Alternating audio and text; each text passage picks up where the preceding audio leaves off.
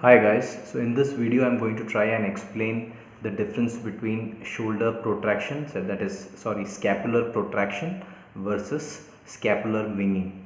Okay, so before you know what scapular protraction is and what's the difference between protraction and winging, you should first know what is the serratus anterior muscle and where exactly it is located and its origin and insertion. So if you don't know what a serratus anterior muscle looks like, all you have to do is just Google it, Google images or YouTube videos. You'll get a very good idea of what the serratus anterior muscle is and where is it attached in the body. So and I don't have a lot of muscle, but my serratus anterior is little visible because I have a very low body fat percentage, because I'm a very thin guy basically. So I'll just show you, see if you can spot it. So this is the serratus anterior muscle. It looks like the fin of a ship, of a fish. If you look at the other side, maybe this is a little more clear. You see those three fin type muscle. So this is called serratus anterior muscle, this one. So where does it go and attach? It goes and attaches itself to the medial border of the scapula. That is the reason that if this muscle is tight, it will cause a protraction of the scapula. So this is the scapula and it gets protracted. That's the reason you'll often see a rounded shoulders rounding forward, because of the tightness of the anterior serratus anterior, which is over here. It kind of pulls the scapula towards it. Getting it? So that's what a scapular protraction looks like. Now I'll show you what a scapular winging looks like. So for scapular winging, I'm going to use this person over here. He's my baby, he's my nephew. So unfortunately he has a scapular winging. So I'll show you what a scapular winging looks like. Just turn around. So if you look, this is his scapula. So this is basically the scapula, and both the medial border as well as the inferior angle, both of these things are protruded out this way. So if you look from behind, it will look like a, like you'll see both these things will be visible. So this is the inferior angle and this is the medial border of the scapula. So both of these are kind of protruded outside. Why is this? Because of a weakness in serratus anterior muscle. So thank you, baby. Say hi. Hi. So guys, over here I have tried to make a picture. I don't know how good it looks, but I've just tried to manage to draw a picture.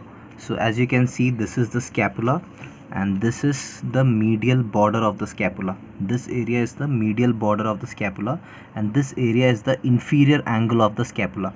So in case of scapular winging, both this area as well as this area protrudes out like this, just as I showed you. So from behind, if you look, both this and this bone will be visible to you from behind. If you look at a person while he is doing push-ups or while he is simply standing, from behind, if you observe, these two will be protracted. This is an indication that there is a weakness in the serratus anterior muscle. So remember, this is the medial border of the scapula and this is the inferior angle of the scapula. So in case of shoulder protraction, what happens? Only this area is protruded out. While in scapular winging, what happens? Both this as well as this is protruded out this way. Getting it? And serratus anterior, like I showed you before, so this is the serratus anterior muscle. It goes and attaches to the medial border of the scapula. So imagine there is a string over here. There is a string which is being pulled and it is attached to the serratus anterior, which is in the front portion of the body. So that string goes and attaches over here, and that string, what it does is, if it is proper, then it will place the scapula on the skeleton, right? This scapula, this entire scapula will stay attached to the skeleton. It will not protrude out. But in case if it's weak, then imagine I am cutting those strings away. So if those strings are being cut off, or if it is weak, then what happens is this will come out and this will also come out, right? That's the reason you see scapular winging for people who have a weak serratus anterior muscle. On the other side, if the serratus anterior muscle is very tight, let's say tightness means the muscle is getting shortened in its length, then what happens is that string will pull this further towards the skeleton, but it will also try to pull it towards it. That's the reason you see a rounded shoulder in people who are having tight serratus anterior muscle, as I showed you previously. So now what you need to understand here is serratus anterior muscle is also called as the boxer's muscle. So when people practice boxing, they do a lot of, when they throw punches, what they're basically doing is they're causing a protraction in the shoulder, in the scapula. So that's the reason you'll see in boxers these muscles will be very much developed, because this is a very strong scapular protractor muscle. So it tries to protract the scapula, serratus anterior.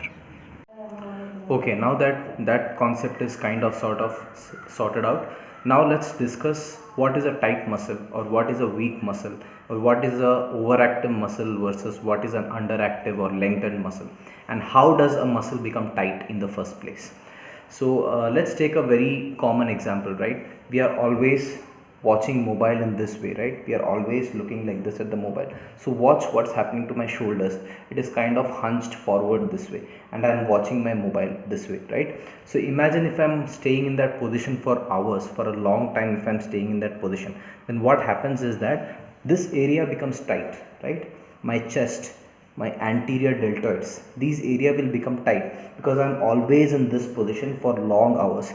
Now when I relax, I'm not able to relax fully, and it kind of stays in this way, right? So my chest, which is my pectoralis major, and my anterior shoulders are getting tight.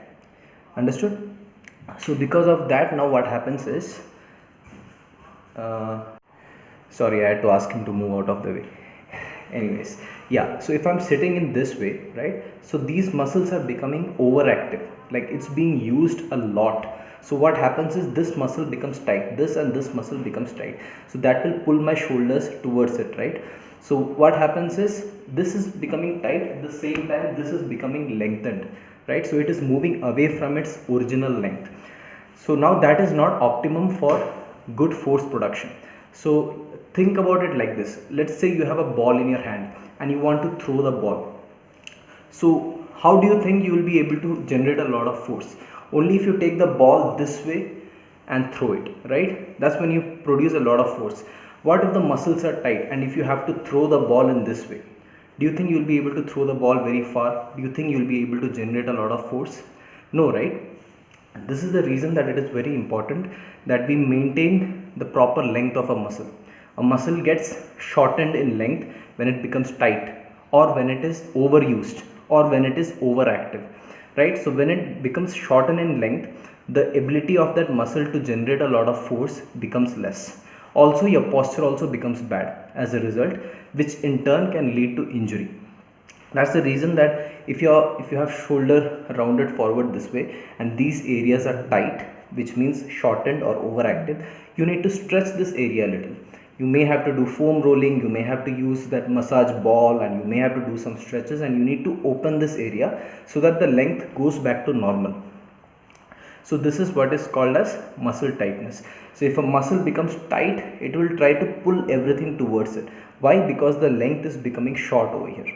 Getting it? So automatically the muscle that are opposite to it, it is getting stretched, right? It is getting lengthened. So a lengthened muscle is also not very strong, right? If this is my natural length and if I lengthen it this much, do you think I will be able to generate a lot of force? No. Instead it might even tear off, right?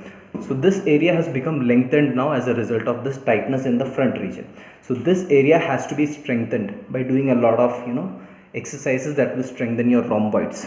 The rhomboids are the muscles which help your scapula to retract, right, which pulls your shoulder blades back in place. So you need to strengthen the rhomboids in order to because the rhomboids becomes lengthened as a result of tightness in the chest muscle and the anterior deltoid muscle, either due to excessive sitting in this posture, or due to doing a lot of push-ups, lot of bench press, but ignoring the back muscles, not doing a single pull-up, not doing any exercises for the back, not doing any kind of pulling exercises, but always doing pushing exercises, and top of that you're sitting like this. What that does is that will make that muscles in the front region tight, which means it will shorten in length and it will be overactive. So because of this position, you will see a lot of people walking around in the gym in this way, right? So everything gets affected, your ability to take your hands up, everything gets affected. So this is what is meant by muscle tightness versus lengthening or weakening of a muscle. So even a muscle, if it is lengthened, it is not in a position to generate a lot of force. That's the reason we should always maintain optimum length, ideal length, the original length. We should always bring it back to that. So if something is tight, you need to stretch it and bring it back to its original length. If something is weak and lengthened, we need to strengthen it so that it also comes back to its original length. So this is what is meant by tightness and lengthening of a muscle. So just because of a muscle is tight doesn't mean that the muscle is very strong.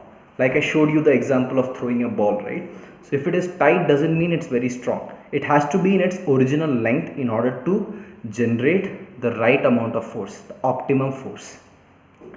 So technically speaking, what is the difference between scapular protraction and scapular winging? In scapular protraction, the medial border of the scapula is protruded, whereas in scapular winging, the medial border as well as the inferior angle is protruded outside.